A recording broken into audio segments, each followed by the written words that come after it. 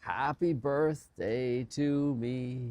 Yes, it's 69, June 9th.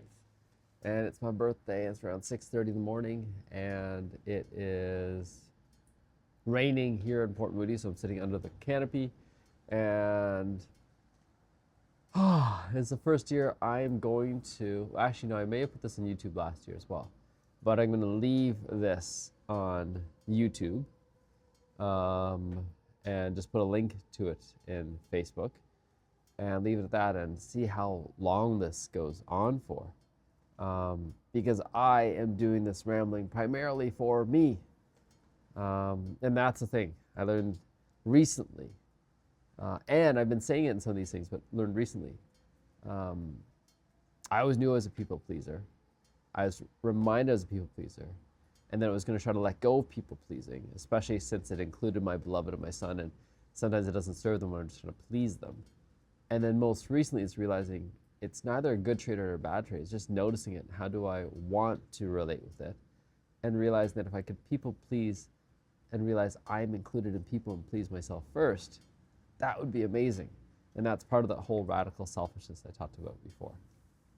And it's something I'm still noodling with because there's some things that I still do not want to do. I've been procrastinating on, I've been putting off that are systemically, structurally important. But I'm recognizing if I don't get to the point of at least feeling neutral about it instead of, no, I don't want to do this, rebelling, then I am overriding myself. And that never works. That doesn't seem to work well for me in the long term, just a short term thing. So, went on a little kind of off tangent ramble there because that's important for me to remind myself. That's going to make a big change. It's one of the things I find hard. And so, yeah, 46th birthday. I wasn't sure if I would get here. So I've been saying this because I've been reminded of recently. When I was burning out from being a doctor and medicine, I had said essentially, I'm going to say 30, maybe been 29, may have actually been 29 that I said this because it was before I actually burned out. So probably had already passed this, but in my head, I left it there for one more year just to worry myself. Was that I was like, I could do this, I'd be a doctor, but I'd probably survive at most 15 years. So there's a part of me that was like, am I gonna make it to 46? And now that I have, I'm like, all right, now I'm here. Now what? Now what? Now what? And I'm glad I'm here. I'm glad I'm here. I'm glad I'm here on this rooftop. I'm glad I'm here having fulfilled so many dreams, especially sometimes like, oh, would that 8, 9-year-old version of myself be proud of who I am today? Yeah. Yeah. Yeah, there's still things, oh my God, I can think of so many things I have shame and guilt over, and you'd be like, you're still stuck on that? But for many things, including living here, including having a wife, having a son, including being able to do silly things like watch TV, play games, eat food, including driving a car that I never think I'd drive. Wow, so big, I drive a Lexus. And it is, because for me, I remember growing up, it's like, that's a luxury car brand. And in many ways it is, and I'm really grateful we got a used one last year, and it's so much quieter, smoother, and it's fun. It's fun every day to appreciate the difference. And I, the other day, called him in my head the Silver Stallion. And then we've got a car, another one out in Hawaii, and I call that one, what did I call that one? It wasn't the White Lion, it was the White Tiger. White Tiger, maybe? Can't remember. Anyways, starting to name the cars again. So I'm going off in weird tangents. Probably part of me is like, all right, we're going to drop a bunch of people who thought they might want to watch this birthday message. And now it's like, oh, all right, now what? This is more like the Magic Mirror works that I've done that I haven't uploaded recently because I realized I was stepping into too much of performance and not enough of just self-reflection for me. And that I wanted to record still when I did, not do it every day as well because it was a force of habit, but rather do it as regularly as I felt called to. And so there's probably at least about 100 more of them that I have not uploaded. And I will probably put them somewhere at some point in time. And in the future, it might be something that is really cool for archival, but it's not something I need to share with everyone. But the practice of having done that is really good. Recently, my business partner, Matt, and his now fiance, Esther, came to visit, and they were filming me for the messages of Ohana Sage and the Egypt trip. And I'm so grateful it was able to be done in just a couple takes. It was, he sent me a script that I looked at, I practiced because I was like, this is really good and tight and clean. And he said, now forget about it, just record something. And because I'm so used to doing things now in front of the camera, just riffing and just being with me, that it was much easier. The things were natural. And now I'm doing this and feeling this as well. I'm feeling how the camera is much more natural than it was a year and a half ago. So these habits are working. And what are the habits to put into? And that's just it. My life is the sum of my habits, my habitual moves.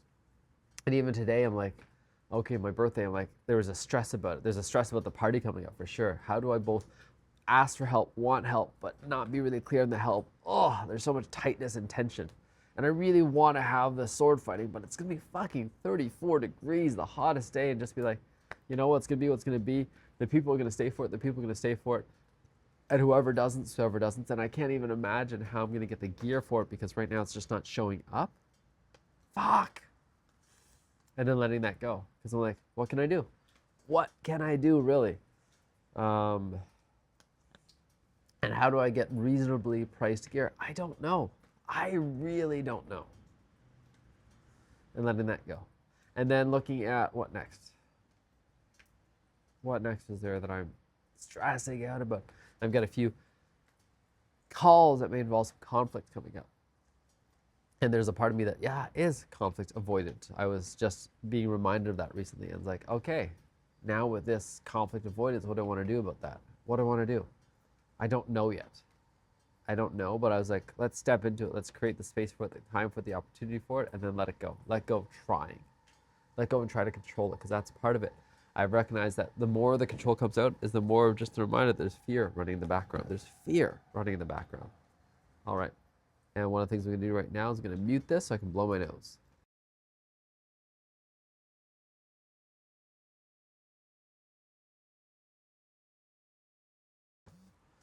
And this is my video, so I'm going to share. Like, I've been learning about sunlight, water, and magnetism from my dear friend, Dr. Jack Kruse. I say dear friend because I see him as a dear friend, and man, it is hard to talk to him sometimes, and triggering, and understanding him is even harder these days. But one of the things that I've come up to is now I see sunrise almost every day, or the very earliest version of sunrise that I can. So I came here for 6 a.m. today. Sunrise probably in the 4 somethings today. And then the morning, when I come up here, quite often I've got this runny nose, still a little stuffy now, but this runny nose that wants to clear.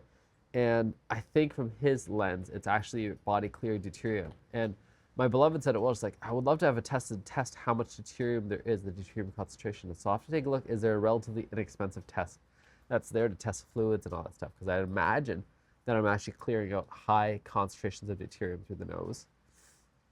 And he talks about the bicarb flush and other things through the gut. And yeah, the body is naturally trying to clear something that kind of puts things into more of a crystalline lattice-like solid structure. And such a cool idea. What if anesthesiology really is just putting the brain almost into stasis mode, in a more solid mode, rather than a flowing, fluid, liquid mode? And the talk about defragging the brain recently as well. So it's taking different modalities, and for me, in some of the ways, it's the psychedelics to actually defrag the brain, the breath work to defrag the brain. And I'm really appreciating this idea of defragging because I can remember seeing it. And I don't know if you are my age, but defragging hard drives used to be such a big thing because it would optimize hard drives instead of putting things far away from each other. It's like let's put things so that it actually works more sequentially and works more so that the hard drive head has to move less frequently, going back and forth trying to read things. And it's so funny. What if that is actually going in our head and in a different way? Like even in our head, it's like this is changing the physical, mental body, but as well the soul is already defragged in a way. How to get it all in alignment, I guess. Oh, and I did get a haircut yesterday, as some of you may tell. I had a really long hair, which I really enjoyed. It's funny, my son's like, I like you better with long hair. I'm like, cool. I really wanted to cut it because of the tangles in the back, primarily. That was the main reason. And I don't know if I actually like this cut in the sense that it kind of goes into my eyes. And I like this cut because that's what my beloved thought would look good still. And haircuts are stressful for me because part of it's like, I don't know what to ask for. I don't know how I'm gonna screw this up. I want to be safe. I'll do the same thing over and over again. And I avoided getting my hair cut for over a year. A, because the hairdresser left, and B, because I was like, I just don't want to deal with this. It's just not my fun place to be. I'm gonna pay money to not have fun. And how do I fall in love with it again? And I don't know yet because I haven't yet. Like there's a part of me that's like, oh, I was closing my eyes trying to meditate, but every now and then I was almost falling asleep and jerking. And I was like, oh my God, he's gonna notice and judge me. And oh my God, there's so many stories here. It's like, wow, isn't it interesting the places that I feel uncomfortable? And I asked my beloved to help me pay.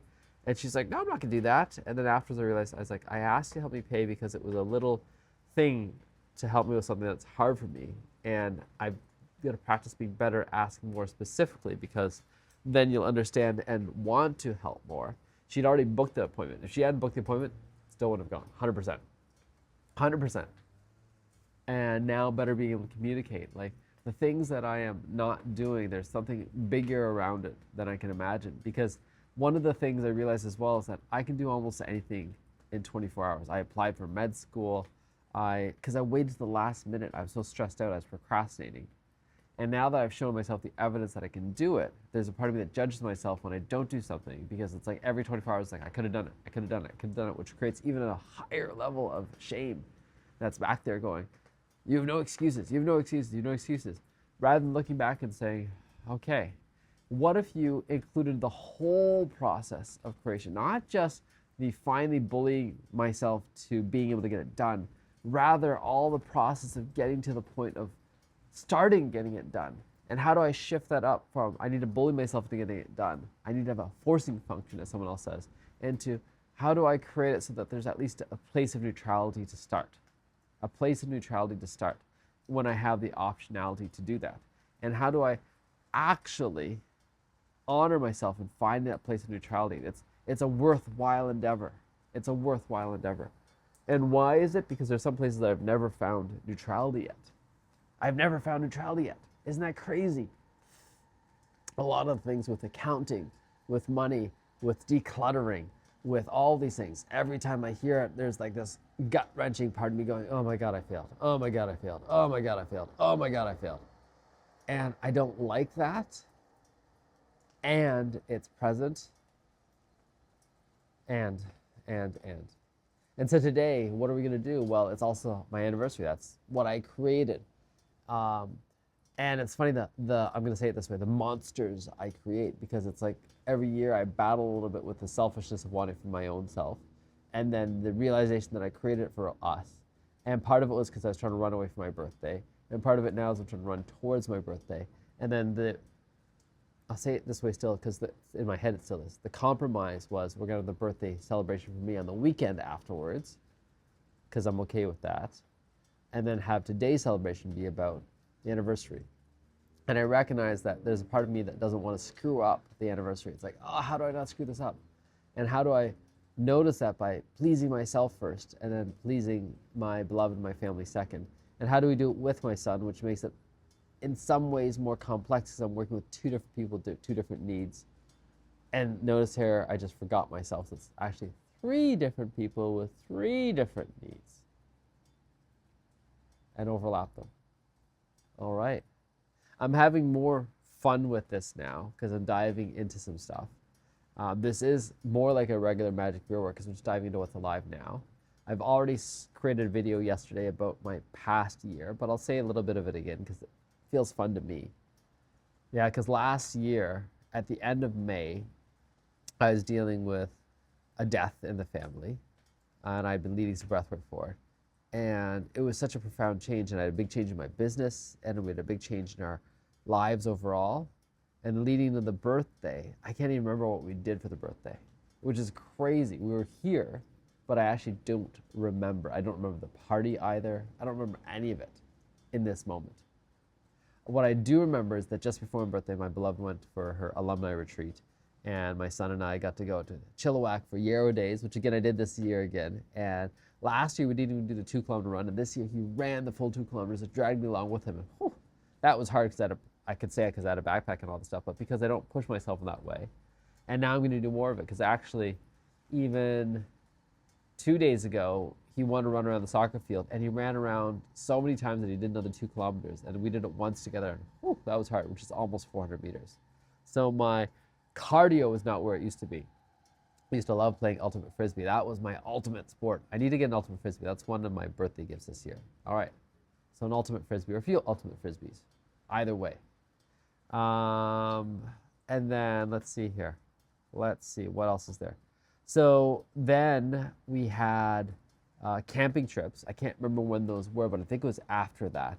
We camped with my dear friend Francis in Salt Spring. Francis, Johanna, and Elias. Oh, so much fun. Having intentional time, spending a week with them. So we went to the Cobb House first, which was just a natural earth home, which I'm so glad we did because it felt so good to be there. Low EMF, being with the earth, seeing an owl, just waking up differently.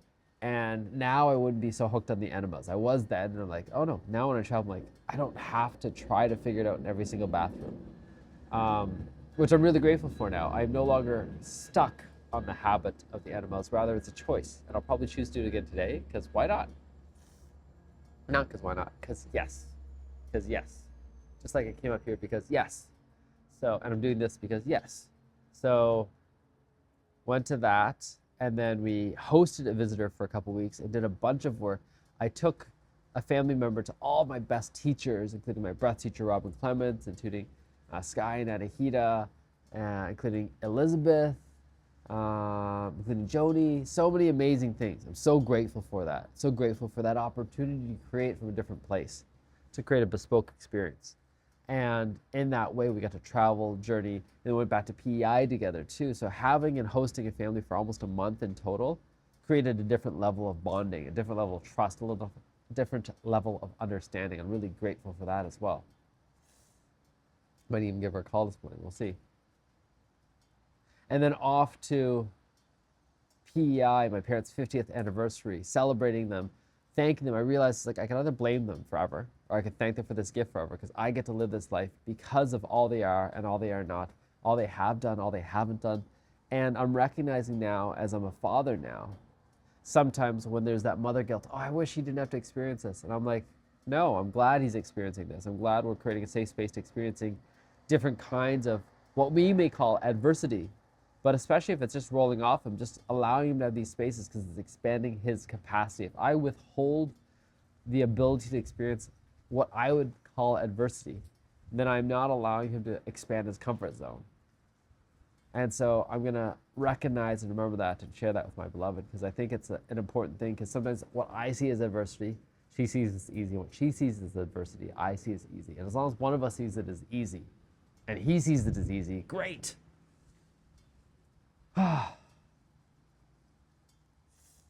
it's funny because sometimes I'm pretty good at being like, okay, I'm a damn good father, but it's such a low bar.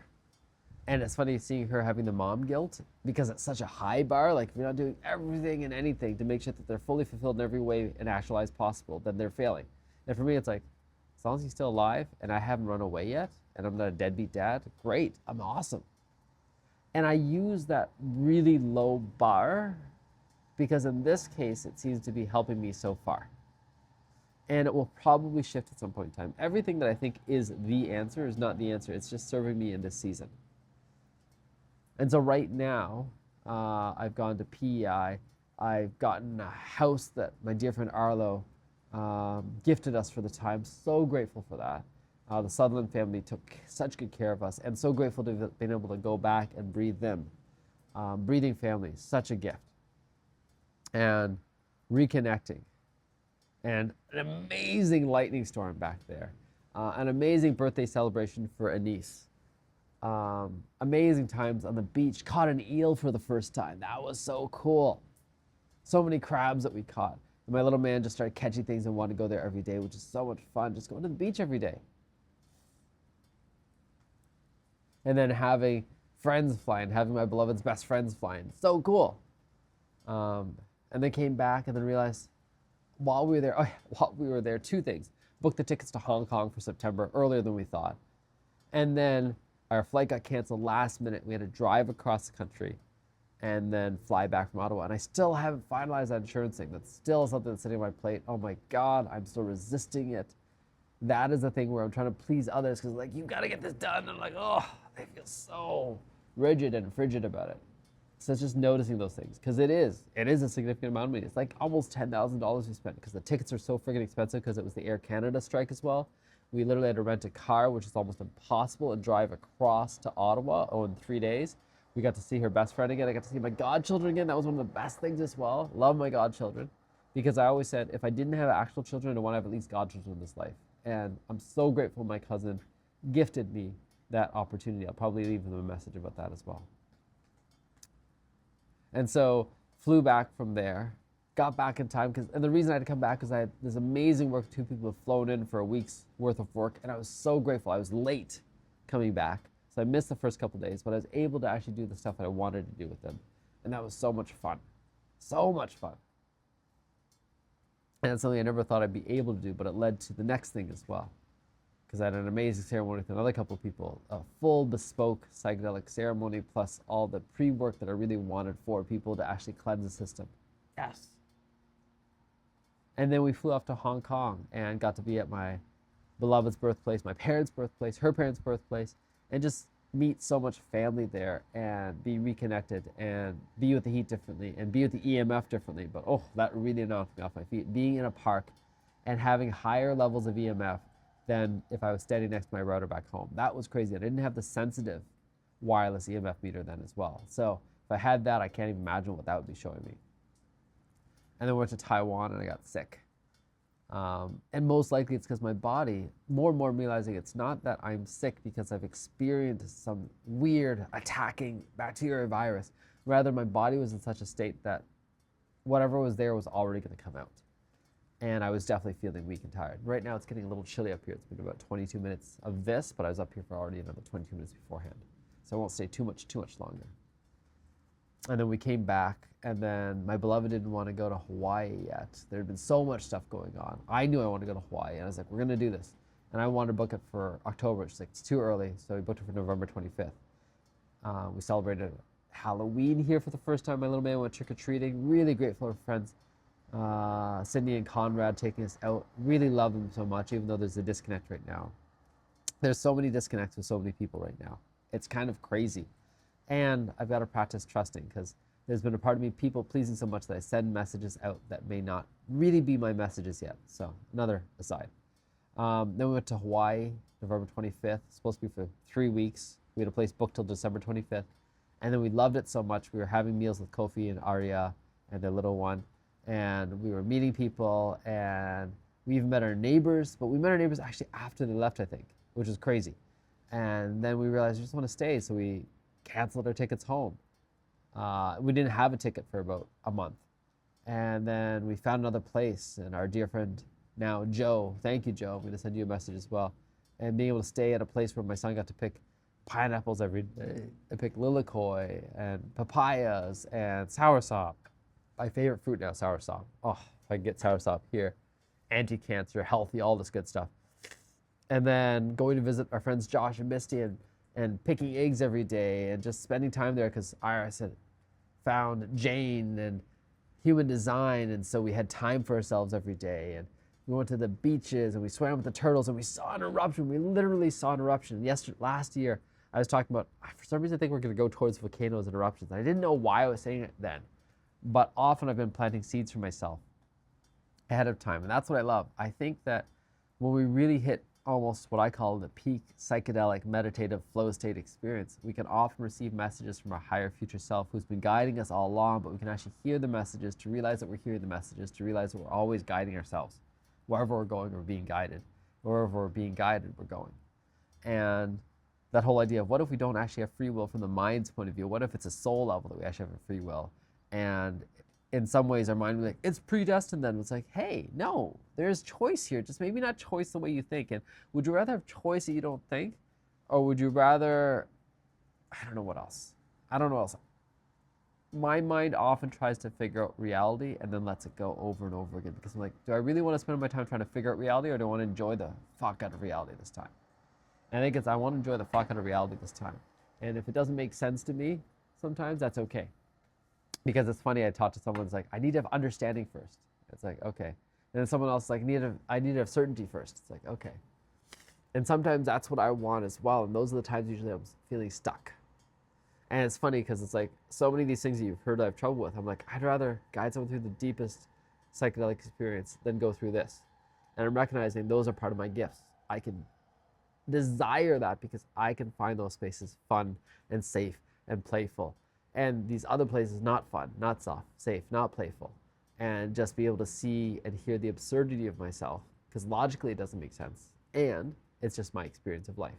So, Hawaii, living on an acre of land, having quietness, having an east-facing window in the second place where we actually could open the window and the sun could shine in directly.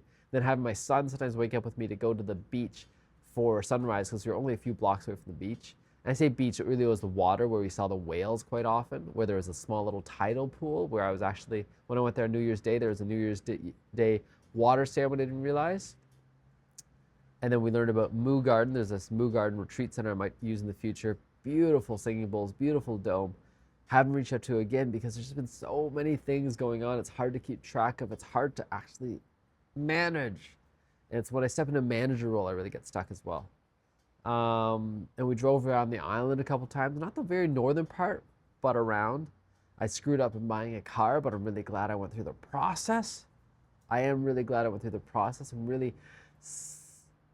angry at myself for having rushed the final steps and rushed the result, which I didn't have to do, but I had to do because I just could not do it. Because in my mind, it's like I fail if I don't do it, rather than I fail when I don't do something really in alignment with myself. And even then can I fail because it's another learning point. It's part of my tuition. If I really want to be driving cars only that I want to drive, I gotta buy a few lemons. Fuck. And I was showing my son the other day, it's like I saw the Mazda 3 Sport hatchback in winning blue that I bought in 2004 on the street, and I still love it. I still love the way it looks. Not love, love, love, but love. Like I was like, it was innovative for its time. It had clear headlights, tail lights, which I really liked. It's such a bright, bold color, smooth lines, curvy. Yeah, it was just so good. 6-speed manual or 5-speed manual, because the next car I had, which was the Mini Cooper in red and white, which I really loved as well, had a 6-speed manual, and that was such a fun thing to throw around the road. And that, oh man, even took it on the track one time. So grateful for that. So I love that I get off track because this is for me. It's not for you, it's for me. If you're still with me, holy crap, you're still with me? Like, really? And if you're still with me, you're probably AI. Hello and welcome. And in my recent journeys, I realized AI is doing fine. AI is already live. AI is great. How do we work, interface, be with? How do we be with the idea that Godzilla exists as well? Like all these mythologies that are there, there's some plane of existence that they actually exist on. And sometimes it interfaces with ours. And sometimes I think the reality of it is there. When is it actually going to come out? And sometimes the fiction is just trying to shift the lens just a little bit from reality to distort it. And that's okay too. I'm just going to play with fiction and enjoy the heck out of it. Like I'm going to go watch Disclosure Day, most likely, because I think it's going to be a lot of fun. Not because I think it's right or real, and if anything, it's probably trying to deflect a little bit, and that's okay. It's just like watching Avatar. What if it's trying to deflect us from the truth? But I'm gonna love the crap out of Avatar. There's this projector I really want, a dual iris system that has 3D as well, that is on sale, Kickstarter, $3,000 until today. It's like, maybe it's a sign. It's like, no, I don't need it right now. Right now, it would be another thing to have to manage the stress over. Without it, I'm not going to miss it. Once I have it, I'm going to use more of it.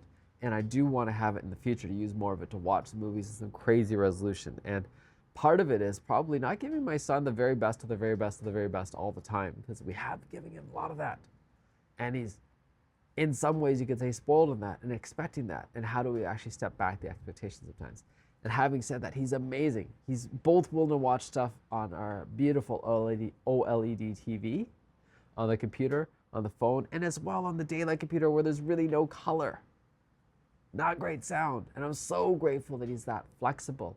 And that's the reminder for me. He actually has been built into flexibility. That's all the moving, that's everything else. He is a flexible young man.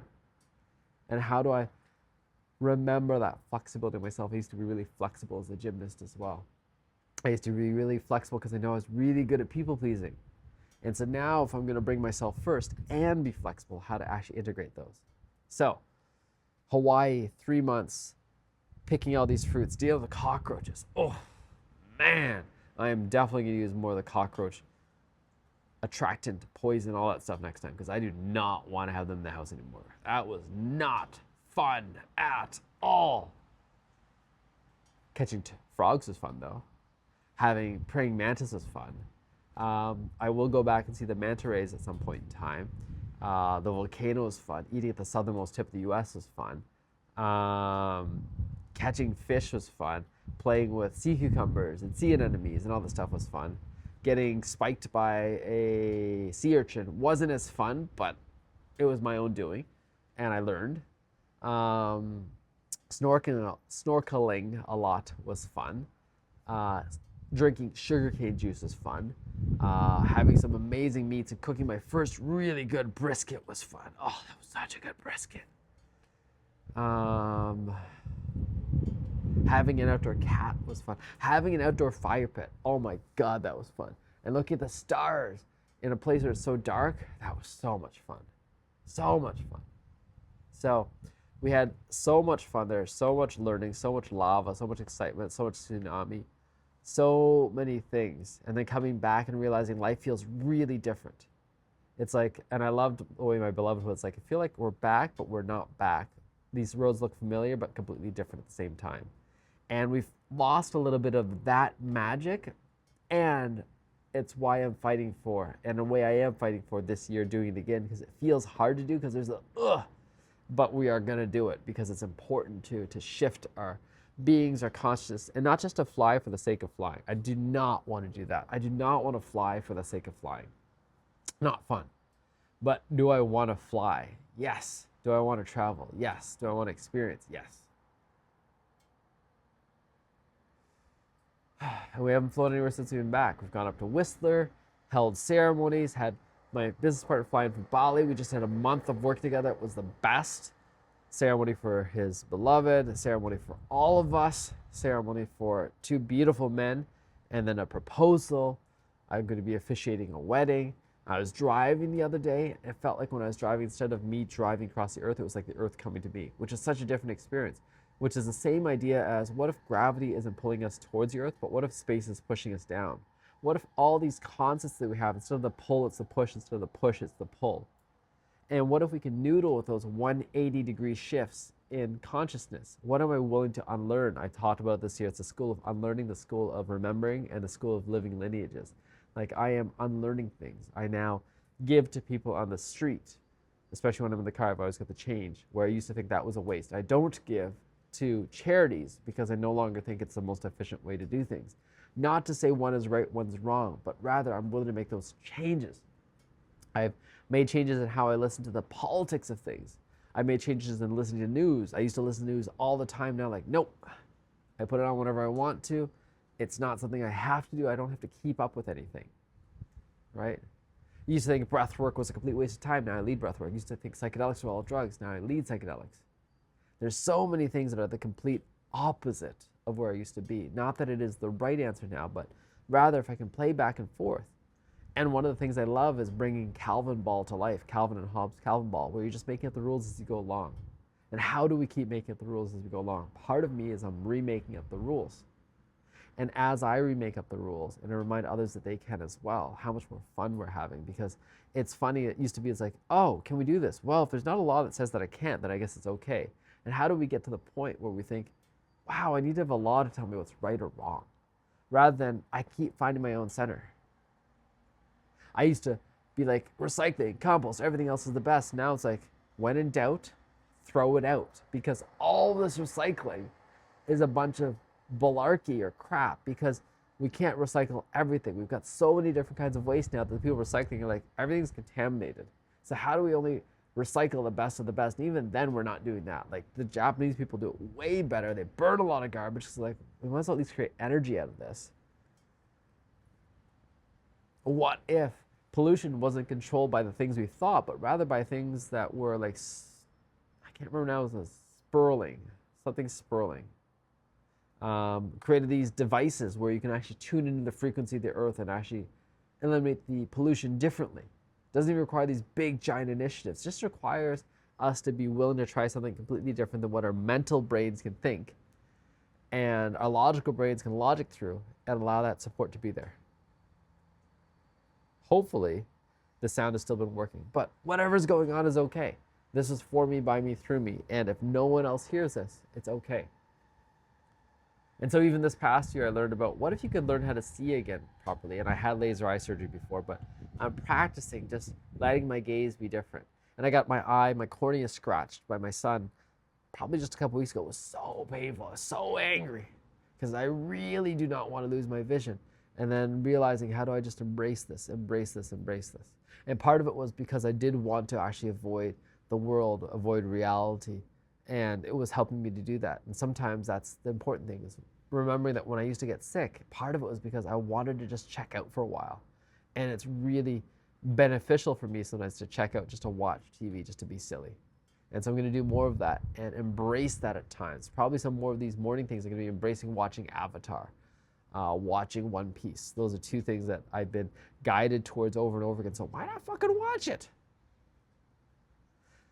And then this year I've journeyed, guided, made playgrounds for CEOs, for people to propose, for babies, for healing from cancer, for just rediscovering selves, for doctors and eye doctors, and just noticing how grateful I am to do all that and how I want to do more of it, how there's been conflict, how there's been breakups, how there's been distortion, how there's been failures, how there's been travel, how there's been family. And it's freedom, family, wealth, and health are my priorities this year. And I can notice it's coming out in the people around me, even without saying it out loud all the time, but I am going to say it out loud all the time because it's important to me to actually keep reinforcing, to realign, to redefine what it is. Thank you, thank you, thank you for this life. Thank you for the joy of going to Costco and the pain of going to Costco. Thank you for the raspberries. Thank you for the salmon berries. Thank you for the treasure hunts, the adventures, the Easter egg hunts, the stuffing stalkers. I've helped my son realize it doesn't just have to be one day. We don't have to follow the rules. If we like a process, let's just keep doing it. Let's just keep doing it. Let's make our own jewelry. I'm going to make another wedding ring, engagement ring for my beloved because why not? Why not? Instead of thinking why, I think, why not? Why not? Oh, life is so beautiful and life is so hard. Life is beautiful and life is so hard. Life is beautiful and life is so hard. And sometimes it's allowing that subconscious to speak through as opposed to trying to get the words right.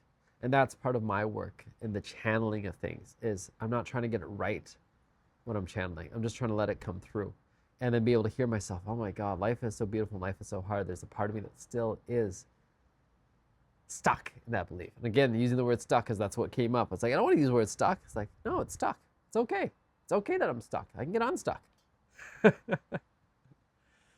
And then eventually looking forward to living more on the earth, having a house on the ground, looking forward to having multiple places, including probably Japan, probably Hawaii.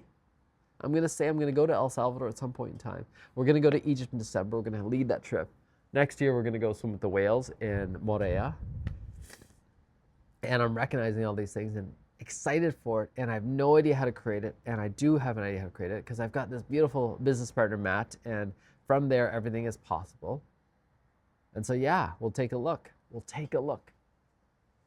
Health, wealth, family, freedom was what the order was. And then he came and said, why is that order? Not just, and once he asked why, and I realized there's a part of me that's just stopped. It's like, I'm saying in that order because I've been told so often, you got to think of health first. You got to think of health first. I'm like, health is already first away from me. Let's put it fourth now. See what happens. Because really when it comes down, it's the freedom. And it's not that external freedom, and it is. Because I want to have the external freedom, which means that the money is there, where there's no restrictions on borders, passports, all that stuff. There's no medical restrictions, any of that stuff. But really, it's the internal freedom, the prison that I feel like I'm stuck in sometimes when especially my beloved says one word, one sigh, one phrase, that's just not what I want. Oh my God, I'm stuck. And I'm like, oh my God, how am I in this prison again? I thought I got out of it. I thought I got out of it. I thought I got out of it. And it's just constantly being able to step outside the prison.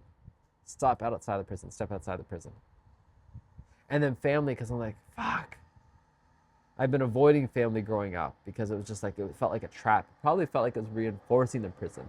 And now I'm just like, no, family is part of the structure that when I actually truly embrace gets me out of the prison. So I'm going to leave a message for my brother.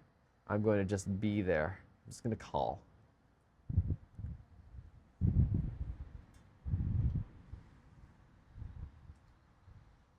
And then after that, what else is after that? What else is after that? After that, wealth is 2332. It's important because I want to actually step into it for a change.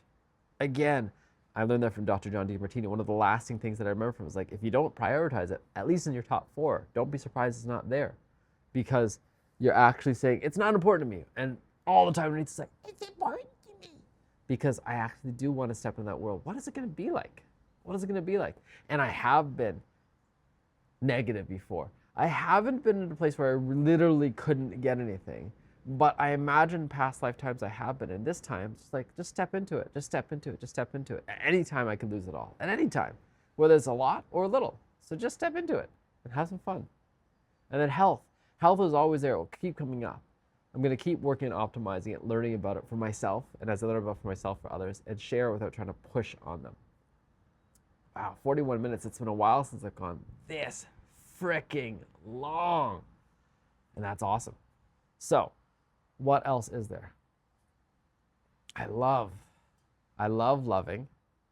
I love remembering that it's okay to have desires and just have fun. That's the thing. Like, in Canada, 5-MeO-DMT is just a nothing burger. And so many people think, oh my God, it's so potent, and it is. Some people are like, what do I have to fix? And I have to remind them, there's nothing to fix. What if you could actually just enjoy? And from that enjoyment, there is shifts in being. And in the shifts in being, everything gets quote unquote fixed. And then there's integration periods on top of it. And I'm like, how do I step into that experiencing of life? The fully embrace and the fully seeing the kaleidoscope of colors. I love that I could actually see from the chromatic sphere of the mantis shrimp, it felt like. And they have 15 primary light receptors. And it's so cool to see from that lens and see the auras, the shimmers, the dragons, the wings, the Godzillas, the AI, the self, the sailing around the world, the deep trenches, the James Cameron way of seeing the world and saying, how can I create a movie of this world that's different than what's already there? How can I remember that Pele, the volcanoes exist? How can I remember the seahorses? How can I remember the beauty of existence right now for me is in the depths of the oceans, not flying off to other planets. That's for other people right now. And it's not right or wrong. Everyone gets to have their dream in different directions. Dream away, dream big. And remember, how do you get the support to ground into this reality so that you can actually have things created that you actually want to create? And I'm saying that to myself as well, because that's what I want to ground myself in this year. Surround myself with people that support the dreams and the visions and also are grounding into the reality and how to make it more likely to come about. I was going to say even sooner, but it's not about soonness and the right timing. All right. Loving the hair, loving the shifts, loving the rests, loving you, loving me. Ciao for now.